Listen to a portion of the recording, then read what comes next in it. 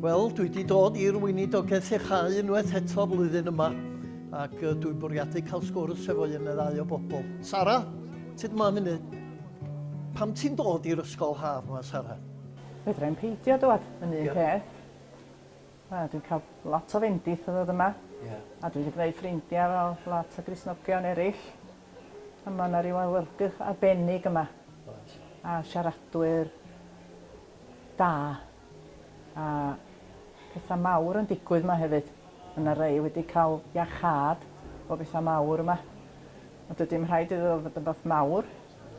Yna rhywun eisiau gweddi am rhywbeth igon di-nod weithiau. Ond a Duw yma ac yn atab yn gweddi ni.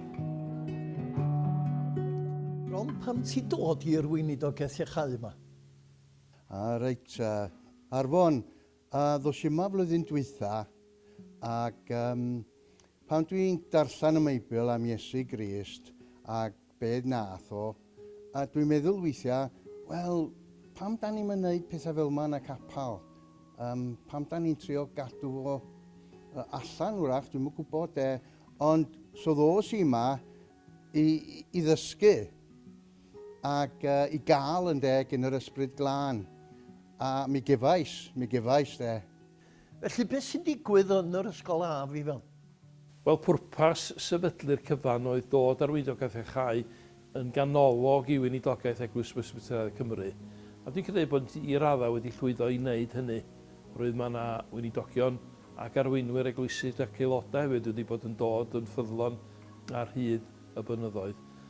Yma mae yna ddysgu, mae yna wrando ar yr ysgrythyr, mae yna drafod yr ysgrythyr mewn grwpiau trafod, mae yna grwpiau gweddi wrth gwrs, a hefyd yn bwysig hefyd mae yna wasanaeth bendithio yma, lle rydyn ni yn gweinidogaethu'n gilydd, a mae yna wahoddiad ymlaen ar ddiwedd yr oedfa honno i dderbyn bendith, derbyn arddodiad dwylo ac eneinio a golew.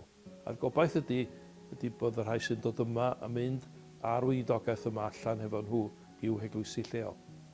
Arfon, wyt ti wedi bod yn dod ers y 70au hefyd. Wyt ti'n cofio dy brofiad yma yn ystod y 70au? Ac wedi hynny wrth gwrs. O do, mi ddoes i efo ti, dwi'n cofio ti ddar un annog i ddod yn y lle cyntaf. Oedden ni'n y coleg ar y pryd, ac dwi'n cofio ni wedi dechrau dioddau o epilepsi yn ofnadwy. O'n i'n cael ffitiau reit drwg o hyd ac o hyd. A mi ddoes i efo ti, a dwi'n meddwl na 1978 oedd y flwyddyn, ac yn y gwasanaeth bendithio ar ddiwedd yr ysgol haf, mi es i mlaen i ofyn i rywun weddio hefo fi dros ffrind oedd yn ddifrifol o wal ar y pryd.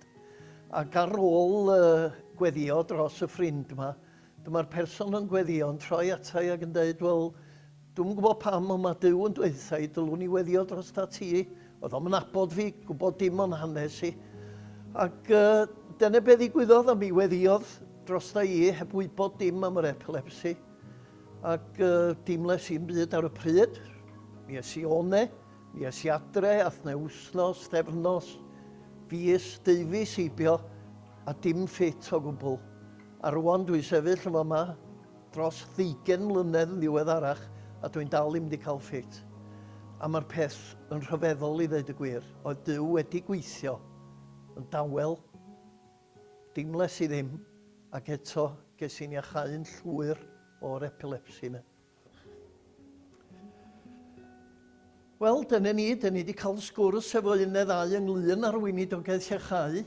Fel dydes i, dwi wedi bod yn dod yma ers blynyddoedd.